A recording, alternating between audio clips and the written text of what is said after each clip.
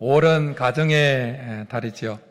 가정의 중요함을 누차 강조해도 지나치지 않습니다. 가정은 하나님의 천지 만물 창조 사역의 마지막 완결판입니다. 하나님은 가정을 창조하시면서 그 창조 사역을 마무리하셨습니다. 가정은 하나님의 마지막 창조물입니다. 하나님께서 첫째 날, 둘째 날, 셋째 날 그렇게 말씀하시고 말씀대로 되어진 것을 보시고는 어떻게 말씀하셨죠? 보시기에 좋았더라. 보시기에 좋았더라.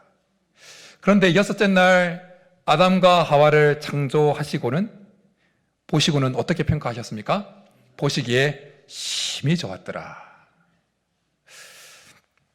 하나님 보시기에 심히 좋다는 그 평가를 받은 그 가정을 향한 하나님의 마음은 그 가정 안에서 하나님께서 주신 그 가족 구성원들이 하나님께서 주시는 그 복과 은혜를 마음껏 행복을 누리는 것입니다. 창세기 1장에 보면 하나님께서 아담과 하와를 만드시고 그들에게 복을 주시면서 이렇게 말씀하시지요. 생육하고 번성하여 땅에 충만하라. 땅을 정복하라. 바다의 물고기와 하늘의 새와 땅에 움직이는 모든 생물을 다스리라. 이 말씀 속에는, 이 말씀은 인류 전체를 향한 말씀이기도 하지만 이 말씀 속에는 가정을 향한 하나님의 마음이 동일하게 담겨 있습니다. 그것은 생육하고 번성하고 충만하게 하나님의 복을 누리는 것입니다. 마지막 창조물, 심히 좋았다라고 평가받는 그 가정 안에 가족 구성원들이 그렇게 하나님의 사랑 안에서 화목하고 서로를 아끼고 서로를 사랑하는 그런 모습을 있을 때 그 모습을 보시는 하나님의 마음은 흐뭇합니다. 하나님 좋으신 거예요. 여러분, 이미 우리 성도님들 가운데는 자녀들을 출가시킨 성도님들도 있을 겁니다.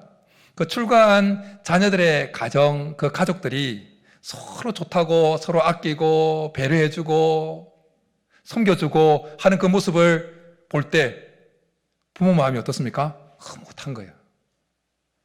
그런데 하나님도 마찬가지예요. 하나님도 하나님께서 그렇게 마지막 창조물로 만드신 그 가정 안의 구성원들이 하나님을 기뻐하고 하나님께서 주시는 그 분복을 누리면서 행복하고 서로 사랑하는 그 모습을 보실 때 흐뭇하신 겁니다.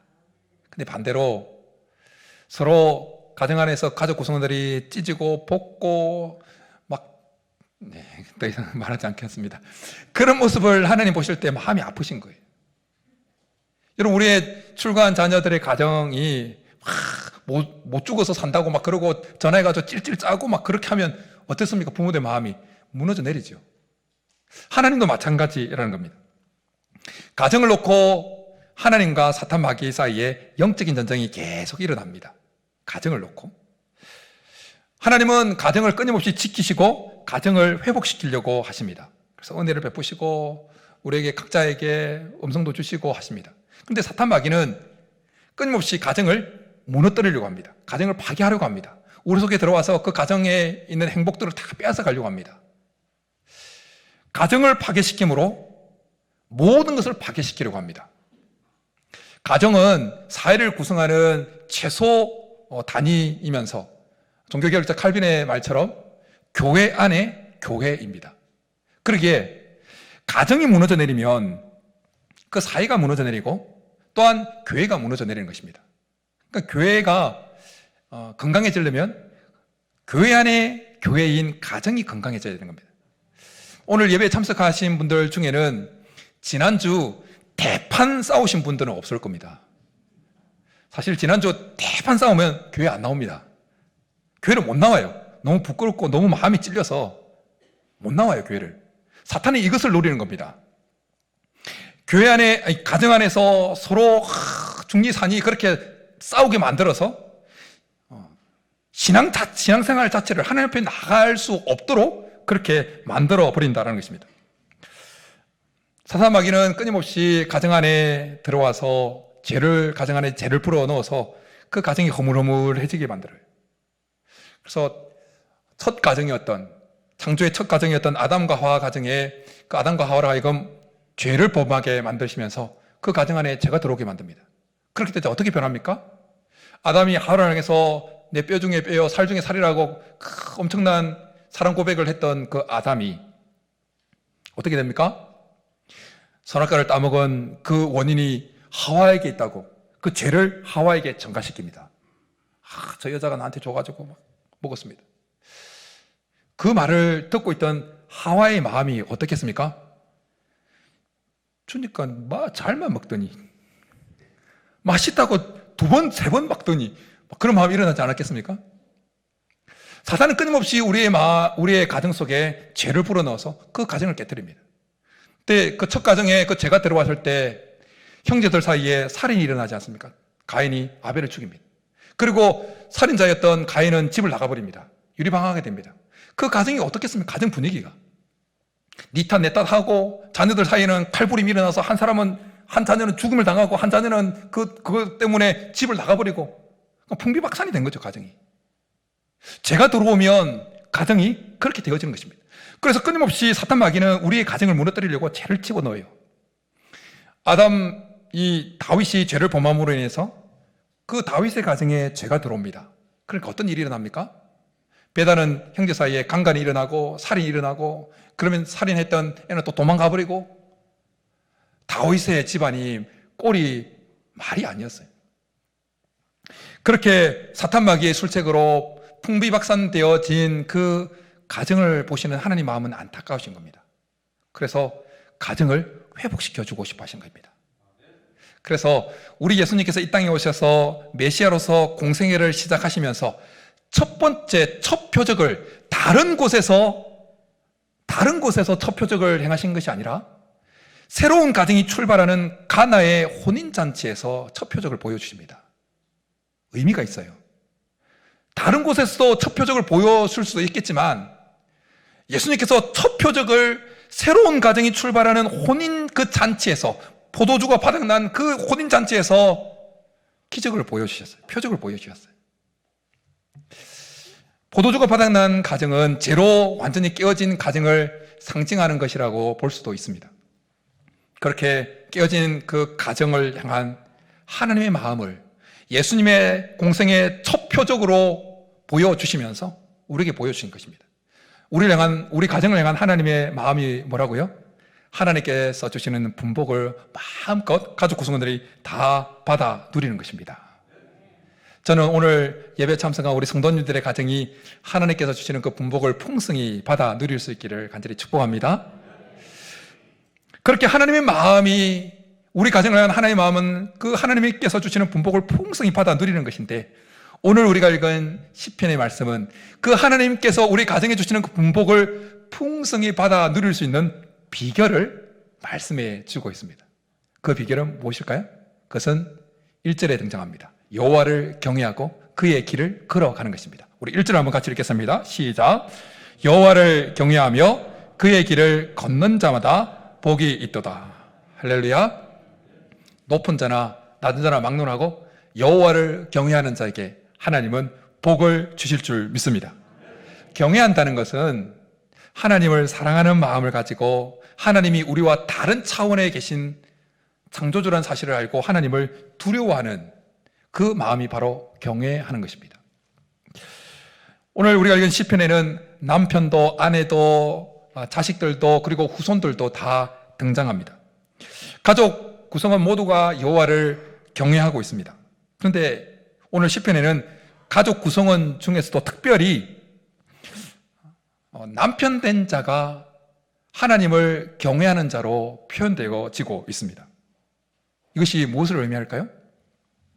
가족 구성원 모두가 여호와를 경외하는 것이 중요하지만 가족 구성원들 중에서도 특별히 남편 된 자가 하나님을 경외하는 것이 참으로 하나님의 복을 받는 중요한 비결이 되어진다라는 것입니다. 그렇다면 가족 구성원들 중에 왜 남편이 그렇게 여호와를 경외하고 그의 길을 걸어가는 자가 되어야 할까요?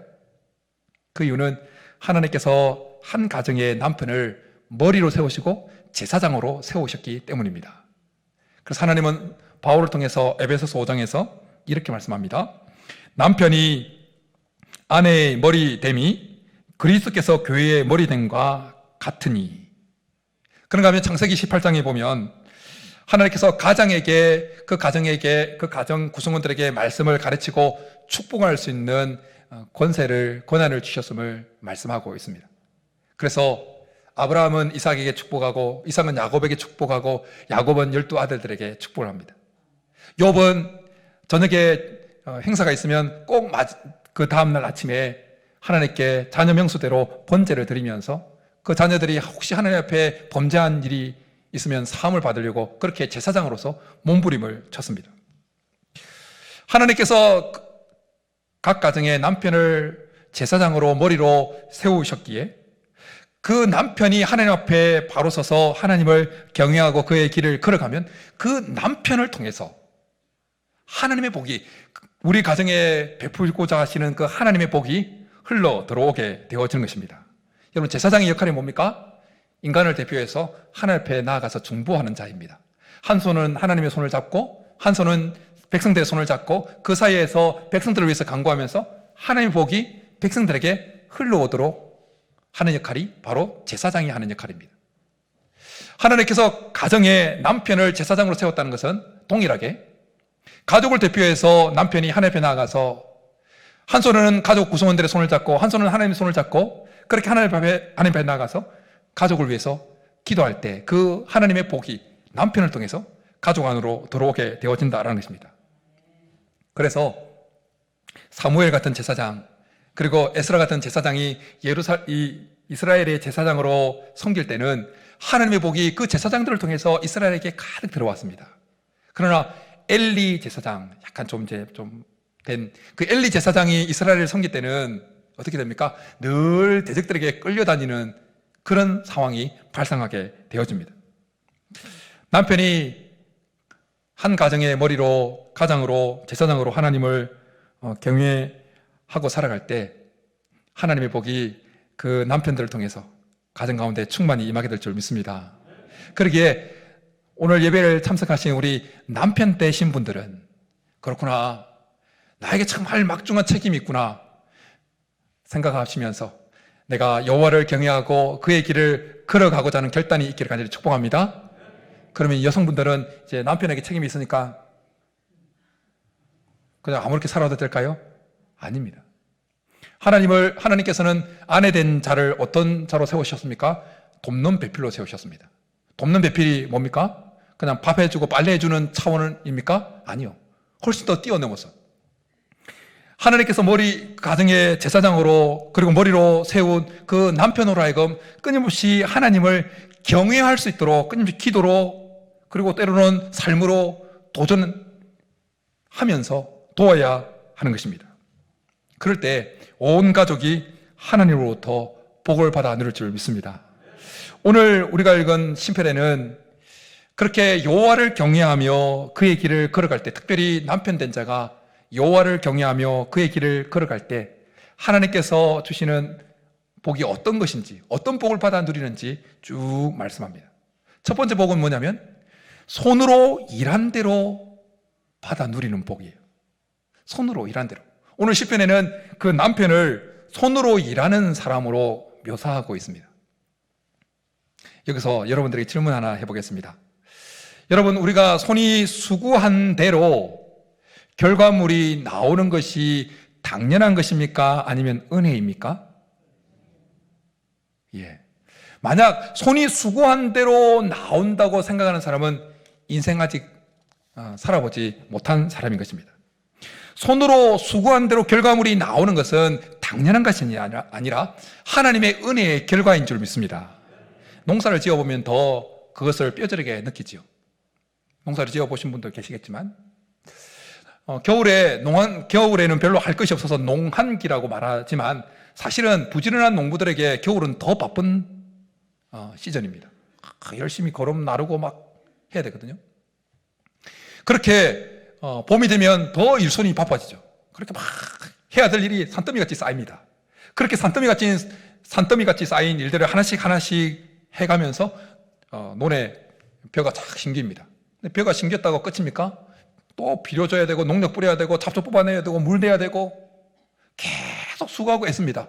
그렇게 해서 가을이 와서 황금돌력 추수를 앞두고 있는데 추수 하루 전에 태풍이 확 와서 다 쓸어가 버립니다. 수고했는데 수고한 대로 결과물이 나오는 것은 당연한 것이 아니라는 것입니다. 은혜의 결과인 것입니다. 하나님께서 은혜를 베풀어 주신 결과라는 것입니다. 그리고 하나님의 은혜의 결과로 우리가 손이 수고한 대로 결과물이 나왔을 때 그 결과물을 우리가 누릴 수 있는 것 또한 하나님의 은혜의 결과인 것입니다. 실컷 일해서 손에 쥐어졌다 할지라도 하나님께서 거두어 가시면 그냥 사라져 버리는 거예요. 실컷 일해서 통장에 월급이 딱 찍혔는데 어떤 일이 갑자기 발생해서 그 일 처리한다고 그냥 한 푼도 써보지 못하고 고스란히 월급 통장에서 그 일 밑으로 그 돈이 싹 빠져나가 버리는 경우도 있습니다. 그러기에 하나님께서 은혜를 베풀어 주셔야 손이 일한 대로 우리가 받아 누릴 수 있는 것입니다. 그런데 그런 손이 일한 대로 받아 누리는 결과물을 얻고 그 누릴 수 있는 그 복은 누구에게 임한다고요? 여호와를 경외하며 그 길을 걸어가는 자에게 임하는 것입니다. 시편 127편과 시편 128편은 구성적인 관점에서 보면 한 쌍을 이루고 있는 시입니다.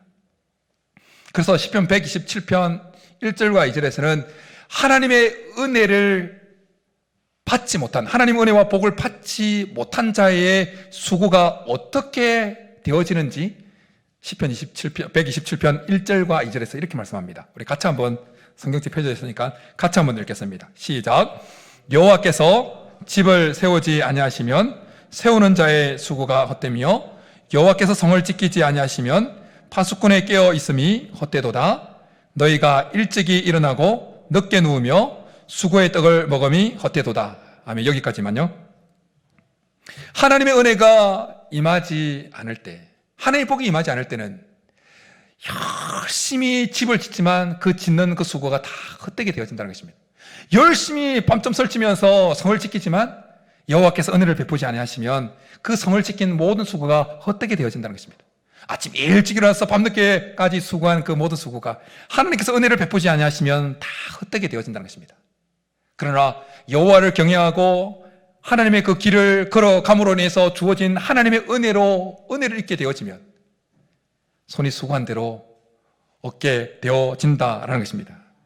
뿐만 아니라 그 집안의 아내는 결실한 포도나무 같게 되어지고 자녀들은 식탁에 둘러앉은 감람나무와 같이 되어질 것이라 축복하고 있습니다. 저는 이 축복이 오늘 예배드리는 우리 성도님들 모든 가정에 임하기를 간절히 축복합니다. 그런데 여러분, 앞부분은 특별히 한 가정의 머리요 제사장 된 남편에게 주어진 말씀인데, 그러면 남편만 여호와를 경외하면 될까요? 아니지요. 아내 된 자도 자녀들도 다 여호와를 경외할 때 축복의 물줄기가 한 줄기인 것보다 두 줄기, 세 줄기인 것이 훨씬 더 강력하게 복이 들어올 수 있잖아요. 남편이 하나님으로부터 복을 받는 한 물줄기라면 또 아내의 삶은 여호와를 경외하고 하나님의 길을 걸어가는 그 삶은 또 가정에 하나님의 복이 들어오게 하는 또 하나의 물줄기가 되어지는 것입니다. 여호와를 경외한다는 것은 다르게 표현하면 하나님께서 우리에게 말씀하신 것을 그대로 살아내려고 몸부림치는 것을 가리킵니다. 그래서 앞부분은 남성에 대한 남편에 대한 말씀이었다면 이 뒷부분은 여성에 대한 부분인데요.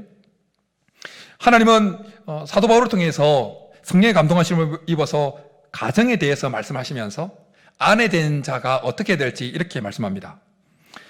에베소서 5장에서요. 아내들이여 자기 남편에게 복종하기를 죽게 하듯 하라. 이 말씀은 아내 되신 분들이 제일 싫어하는 말씀 가운데 한 말씀이라는 거예요. 그래서 아멘 아무도 안 하잖아요.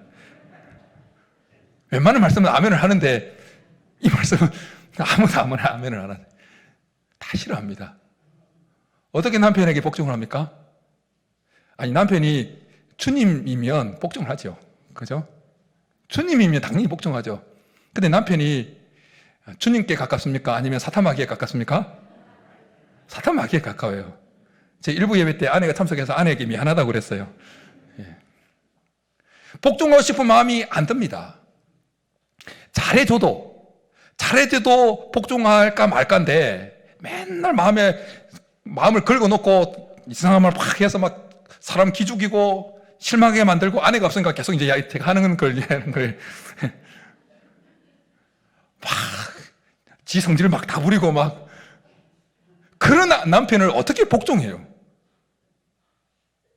그런데 주께 복종하듯이 복종하라고 말씀합니다. 복종하는 것이 쉽지 않죠. 그런데 복종할 수 있는 비결이 하나 있습니다. 그것은 여호와를 경외하는 것입니다.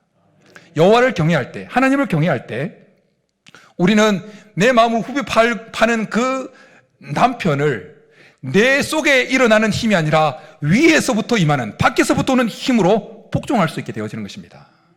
그래서 사도 바울은 아내들이여 자기 남편에게 복종하기를 주께 하다라는 이 말씀 바로 앞에 이렇게 말씀합니다. 그리스도를 경외함으로 피차 복종하라.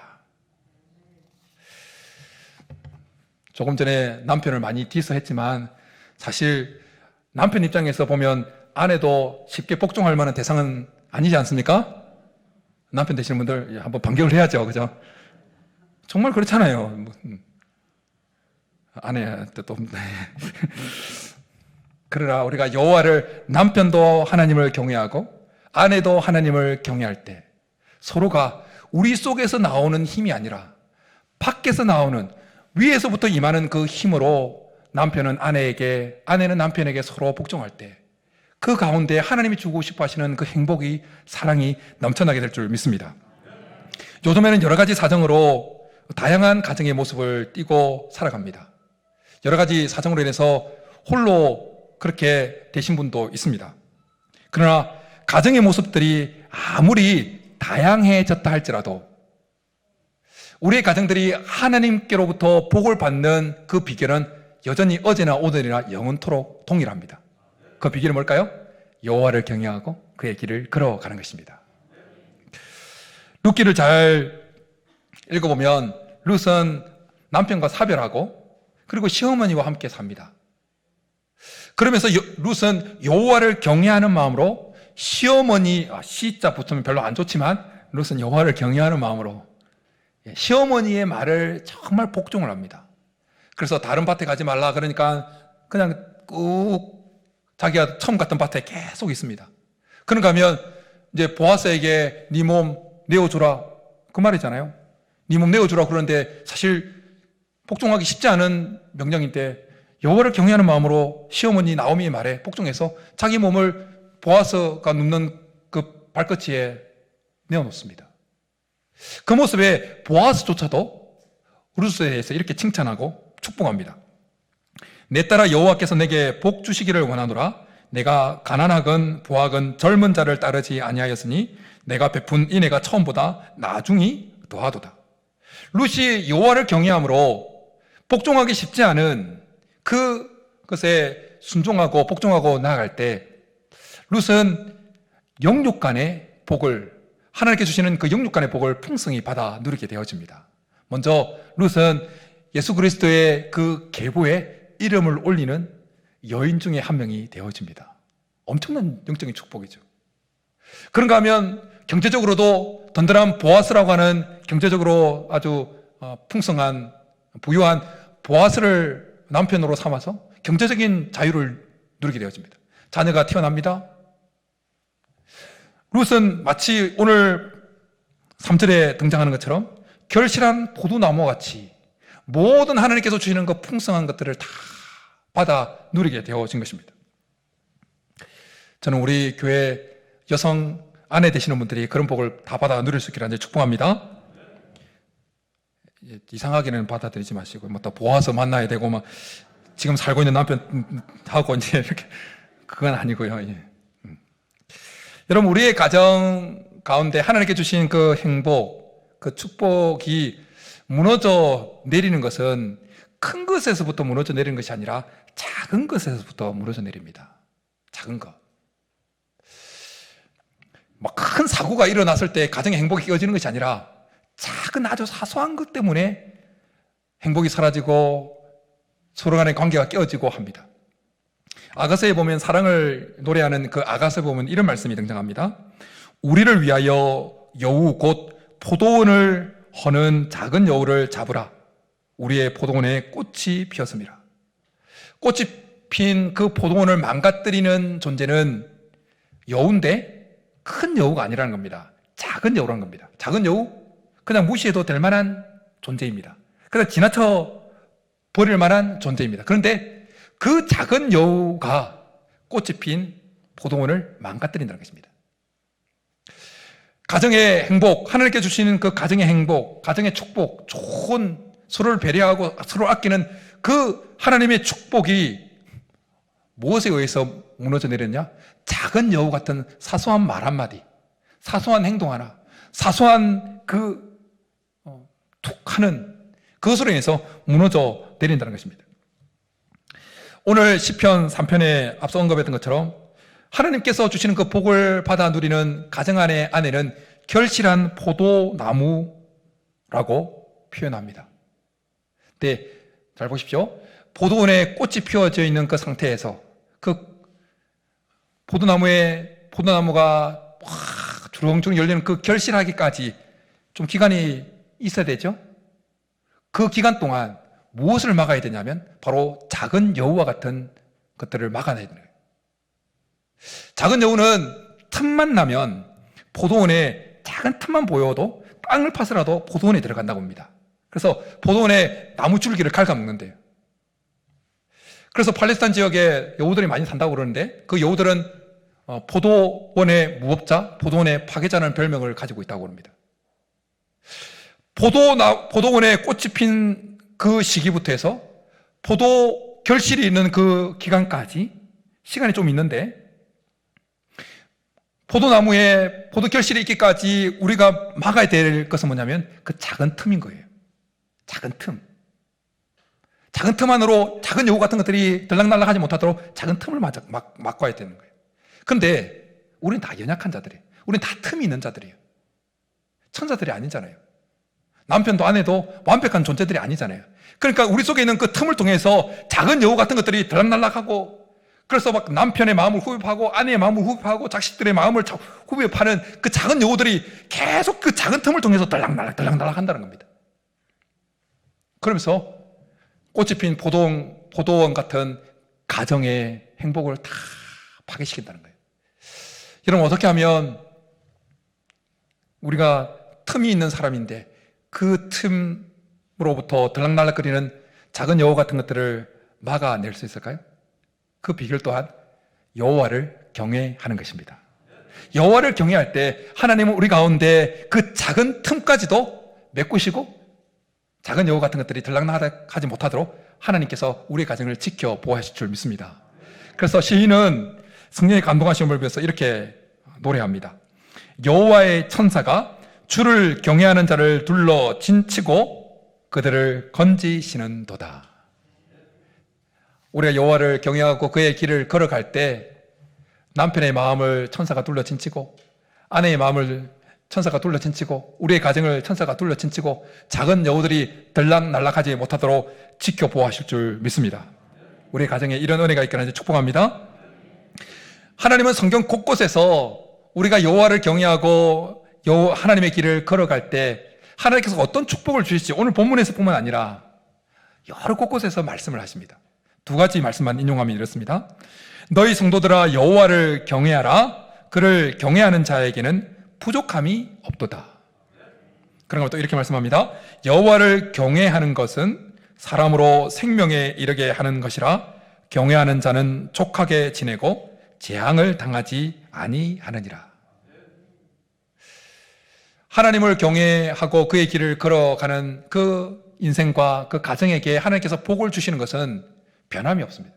하나님의 말씀이 1.1억도 변함이 없듯이 그 축복의 약속은 여전히 오늘도 그 길을 걸어가는 자에게 그대로 이루어질 줄 믿습니다. 그래서 이스라엘 백성들이 애굽 땅에서 노예로 생활할 때 인구가 하나님께서 축복하신 그 결과로 기하급수적으로 막 늘어납니다. 그러다 바로가 위협을 느낍니다. 위기감을 느낍니다. 그래서 히브리 산파들을 불러서 태어나는 아기들이 남자에게든 죽이라고 그럽니다. 성경에는 기록되어 있지 않지만 히브리 산파들 가운데 그 바로의 명령이 무서워서 이스라엘 남아들을 실제로 죽였던 산파들도 분명히 있을 것입니다. 그러나 히브리 산파들 가운데 시브라와 보아는 바로보다는 하나님을 더 두려워하고 경외했습니다. 그래서 남아들을 다 살려냅니다. 하나님을 경외함으로 그렇게 바로보다는 여호와의 백성들을 살려내려고 했던 그 시브라와 보아에게 하나님께서 축복하셨다고 말씀하시면서 이렇게 말씀합니다. 그 산파들은 여호와를 경외하였으므로 하나님이 그들의 집안을 흥왕하게 하신지라. 저는 우리 성도님들의 가정을 하나님께서 흥왕케 해주시기를 이제 축복합니다. 흥왕케 하는 복 누가 누린다고요? 어떤 가정이 누린다고요? 여호와를 경외하고 그 길을 걸어가는 가정인 것입니다. 영국 빅토리아 여왕과 관련된 이야기로 말씀을 마치고자 합니다. 지금의 영국은 그렇지 않지만 한때 영국은 우리가 알고 있는 대로 해가 지지 않는 나라였습니다. 세계 천역에 자기 나라를 가지고 있었죠. 그렇게 영국을 해가 지지 않는 나라로 만드는 데 쓰임받았던 인물이 빅토리아 여왕입니다. 그 빅토리아 여왕이 왕위에 오를 때 그는 성경책을 펴놓고 성경 앞에 무릎을 꿇고 하나님 앞에 이런 기도를 드렸다 합니다. 주여, 제가 영국의 왕이 되면 하나님 말씀대로 통치하게 해 주옵소서. 그리고 64년간 제의하면서 정말 하나님 말씀대로 나라를 다스리려고 몸부림쳤습니다. 그랬던 빅토리아 여왕이 어느 날 특급 열차를 타고 목적지를 향해서 쭉 가고 있었습니다. 근데 안개가 많이 꼈습니다. 왕이 탔으니까 그 기차를 모는 운전하는 기관사와 그 승무원들이 얼마나 긴장이 바짝 했겠습니까? 앞을 제 시간에 도착하게 안전하게 하려고 신경을 바짝 쓰고 앞을 보고 있었습니다. 근데 기관사가 보니까 지금 다리를 얼마 있으면 다리에 도착하게 되었는데 다리를 얼마 앞에 두고 있는 그 지점에서 검은 모습을 하고 있는 사람이 나타나서 손을 막 흔드는 것이 보였다는 겁니다.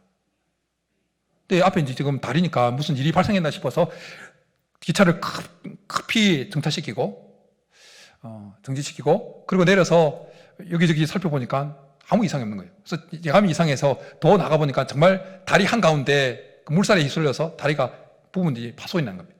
바로 갔으면 이제 이렇게 해서 다 몰살하는 것이었어요. 그리고 빨리 수리를 해서 목적지에 도달을 해서 그 헤드라이트 앞에 기관사가 헤드라이트를 보니까 큰 나방이 하나 죽어 있었다는 거예요. 근데 헤드라이트를 탁 켜보니까 그 나방의 날개가 헤드라이트에 탁 피해서 이렇게 보이잖아요. 쭉 되면 이렇게. 그렇게 해서 보니까 정말 사람이 깃발을 흔들고 있는 모형이 탁 나왔다는 거예요. 그래서 이걸 보고 기관사가 여왕에게 이렇게 이 사실을 보고했다는 거예요. 근데 이 보고를 듣고 여왕이 이렇게 대답을 했답니다. 그것은 우연한 일이 아니라 하나님이 우리를 지키시는 방법이었어. 여러분, 세상은 하나님께서 우리에게 베푸시는 그 은혜들을 향해서 야, 우연으로 그렇게 된 거야. 우연이야. 그렇게 말한다 할지라도 하나님은 오늘도 하나님을 경외하고 그의 길을 걸어가는 자들에게 우연 같지만 필연적인 은혜와 복을 베푸셔서 우리를 지키시고 그 복을 누리도록 하시는 것입니다. 바라기는 오늘 예배에 참석한 우리 모두의 성도님들이, 우리 가정들이 여호와 하나님을 경외하고 그 길을 걸어가서 하나님께서 주시는 그 복과 은혜, 천사들을 보내서 지키시는 그 은혜를 풍성히 받아 누리는 저와 여러분이 될 수 있기를 주님의 이름으로 축복합니다. 이 시간 우리 말씀 생각하면서 정말 여호와를 경외하겠습니다. 결단을 가지고 이 찬양 나 무엇과도 주님을 찬양하며 나가겠습니다.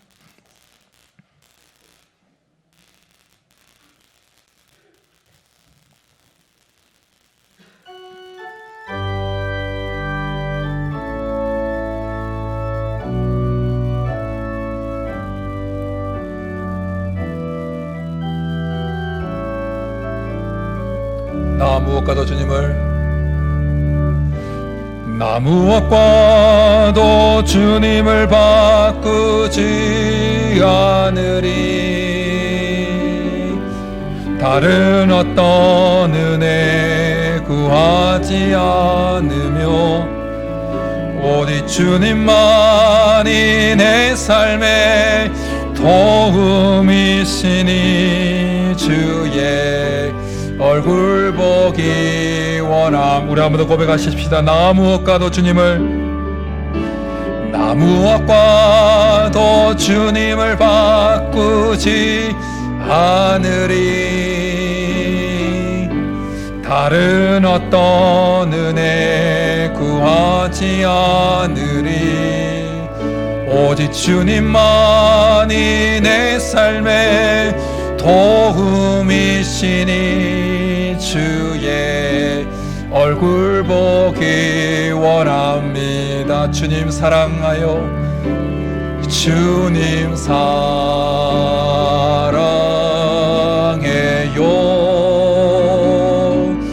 온 마음과 정성 다해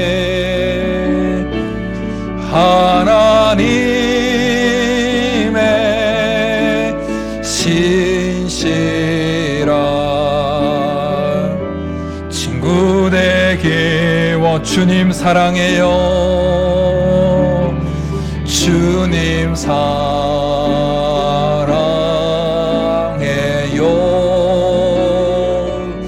온 마음과 정성 다해